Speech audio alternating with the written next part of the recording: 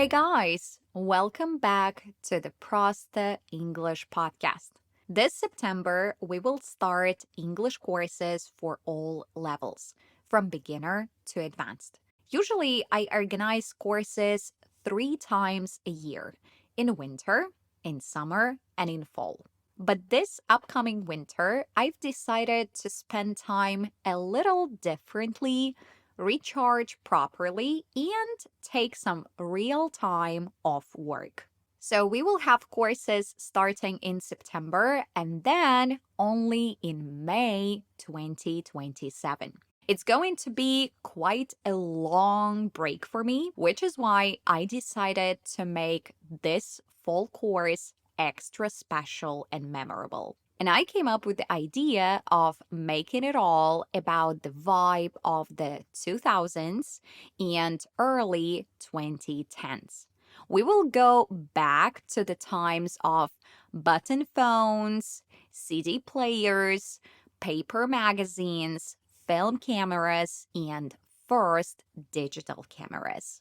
The times when we had no responsibilities or commitments, and our only problem was doing our homework as soon as possible so we could hang out with our friends and play our favorite games. We will rewatch the best movies from those years, listen to songs by Avril Lavigne, Rihanna, and Katy Perry, and finally figure out the lyrics and understand what they are actually about. We will share the best moments from our childhood and early teenage years, discuss our celebrity crushes, talk about who we wanted to be when we grew up, and remember all the things we couldn't imagine our lives without.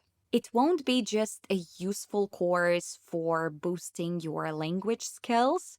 It's going to be a really comforting place where you can have fun, disconnect from the rest of the world, and for a little while go back to the time when everything felt a little simpler. If you're interested, I invite you to join my Telegram channel or follow me on Instagram. I'll be sharing more details about the course and the program there. As you probably understand, I got inspired by the vibe of the upcoming course and decided to record an episode about my childhood and the things I couldn't imagine my life without. So let me share them with you. And the first thing that came to my mind was dolls. I was a typical little girl who absolutely loved playing with the dolls. When I was 3 or 4 years old, my dad even asked his friend to make a table and a few chairs for my dolls out of wood. I remember when my dad brought them home for the first time, I was over the moon. I immediately placed my dolls around the table and organized a tea party for them. One more interesting fact about my childhood is that I had a nanny. When I was a kid, I was sick all the time. I could go to the kindergarten for 1 or 2 days, and then I could start coughing, and my mom would have to stay at home with me. But the problem was that my grandma, my dad's mom, insisted that my mom go to work. I have no idea why, but she was very strict and non negotiable about this.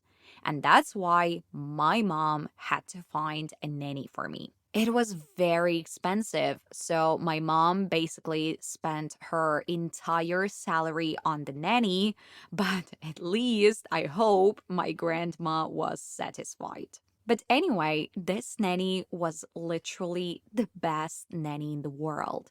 She was so creative. We danced together, made homes for my toys out of cardboard, learned poems, and sang songs. And on top of that, she sewed dresses for my dolls. You can imagine that all my dolls had stunning and unique dresses. One of the dolls' names was Alessia. It was my favorite girl's name and, of course, my favorite doll's name. I was 6 years old when my mom got pregnant, and while she still didn't know whether I was going to have a brother or a sister, she told me that if it was a girl, we would call her Alessia. Oh my God, you can't imagine how angry and pissed off I was. I didn't like my name when I was a child. Veronica. Veronica seemed too rude and too long for me. And I didn't want my sister to have a much prettier name than me. But in the end, as you probably know, fortunately, I got a brother and chose his name, and he was called Stefan. Now I want to share the person I couldn't imagine my childhood without, and that was my cousin Angelina. I mentioned in previous episodes that now she lives in the UK, but when we were kids, we lived in the same city and spent all our childhood holidays together. When we were about 8 or 10 years old, our favorite game was playing school. We collected all the notebooks from our school years and grabbed different Soviet era textbooks from our grandma's shelves. We checked homework, told some students off for getting bad grades, and organized various concerts where we performed and invited our family members to watch. As you probably understand, I loved this game so much that I still continue playing it, but now in my adult life. To be honest, my cousin was the person who had a significant influence on my personality. For example, she always loved reading books. We could be playing with Barbies or watching cartoons, and then at a completely random moment, she would say, "Okay, now it's time to read." And that was it. She would turn off the TV, leave the dolls, and grab a book. Oh my God, you can't imagine how much it annoyed me. I hated reading, but I had no choice but to read as long as she was reading. The same thing happened with homework. My cousin was a diligent student. She completed all her assignments, wrote all her essays by herself, and was generally very good at school. While for me, studying was difficult.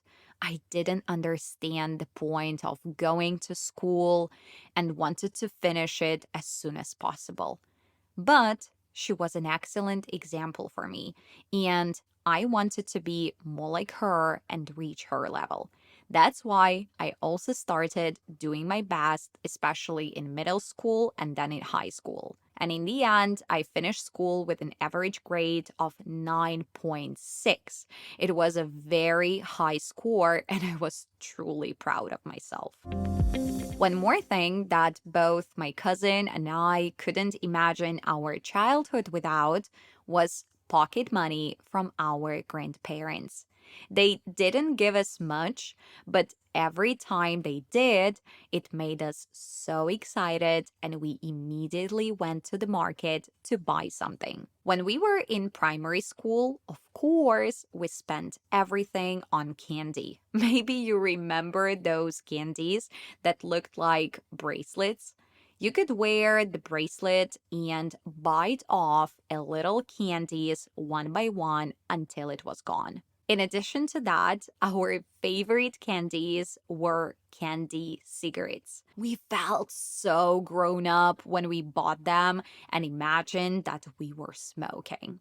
And there was one more kind of chewing gum that will stay in my mind forever, and it's Love Is. I'm sure you know those chewing gums with little phrases about what love is. Every time we got so excited about unwrapping them and reading those short messages, even though we had absolutely no idea what love was at that age. When we grew up a little bit, we started spending our money on other things. First of all, paper magazines. Do you remember that when we were kids, there was a TV show called Factory of Stars? It was a singing competition. We watched all the episodes and we were really interested in finding out more about the contestants. So we bought different magazines with articles and pictures of them. In addition to that, we bought different DVD discs. It was such a cool activity to go to the market, read the back of the packages to find out what the movie or the cartoon was about, and then run home to watch it. And then the next day, we would call our friends on the rotary phone, offer them one of our discs, and ask them to give us something else to watch in return. You remember how important it was to handle those discs carefully. Otherwise, they could get damaged and then you wouldn't be able to watch anything. Wow, that's so nostalgic. I guess we truly learned to appreciate things and take care of them. Continuing the topic of movies, I can't help but mention the movies with the Olsen sisters. I was such a huge fan of them that I even named one of my Barbies after one of the sisters, Ashley. I don't know what about you girls, but these twins were definitely role models for me. I was absolutely obsessed with them. They seemed to have the most fascinating life ever. They had fashionable outfits, huge American bedrooms, all the latest gadgets, tons of friends, and of course, they were always going somewhere exciting. They traveled to different parts of the world: Rome, Paris, Australia, New York. They rode scooters around beautiful cities, met super handsome boys, got themselves into all sorts of adventures, and somehow always managed to get out of trouble. Looking back now, I think that these movies influenced my personality much more than I realized at the time. Maybe I unconsciously learned to dream bigger, be curious about the world, and believe that life could be exciting and full of adventures. I wanted to have that kind of life so badly. And looking at my life now with all the places I've lived in, the countries I've visited, and all the experiences I've had, I think I actually made that childhood dream come true. So maybe I really did become the main character of my own Olsen Twins movie after all. One more thing that I couldn't imagine my childhood without was, of course, my first PC. I remember how one summer my cousin and I started discovering the internet for the first time. If I'm not mistaken, the first chat messenger that appeared was Mail.ru Agent. At school, I collected the usernames of my classmates by writing them down in a notebook and then searched for them on Mail.ru Agent. That messenger was the reason for many of my sleepless nights. We could binge chat with our friends all night long. And then VK appeared. Oh my god, it was such a groundbreaking thing. Basically, it was the first social media platform we had. We could do so many things there. First, we created and then completed our profiles. We wrote down our hobbies, favorite books, and favorite music. We could listen to music on VK, leave posts on the walls, join different groups, watch movies, and do many, many other things. Do you remember that we could write a status there?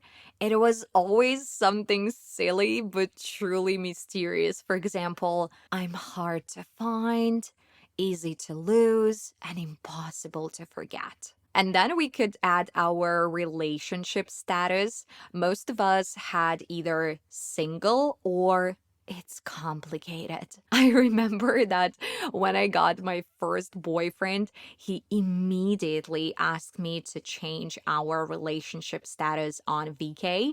Back then, it was almost like getting married. It was a big deal. In addition to VK, we could also play our first video games on the PC. My favorite one for many years was, of course, The Sims. During school holidays, I could play all day and night, creating characters, taking care of them, building houses, helping them build relationships, and so on and so forth. And you remember we had to enter different codes to get more money, buy expensive furniture, and control our Sims. It was quite challenging to find these codes at first, but once someone among our friends found out about them, they would immediately share them with everyone, and we basically knew all the codes by heart. Yeah, that was a lovely time. Thank you so much, guys, for listening to this episode. As you can see, we have so many memorable things to discuss from the 2000s. If you've ever thought about studying with me and joining one of my courses, this is the best time to do it because otherwise you'll have to wait for quite a long time. I promise this will be the most heartwarming course with flexible schedule, engaging homework, exciting discussions in the chat, and the most ambitious classmates. In just 3 months, you will get to the next level of English, and by the end of December 2026, you will be able to proudly write on your list of achievements, I've successfully rocked my English and started speaking confidently and fluently. I'll be more than happy to help you make your dreams come true. Have a great day. Bye bye.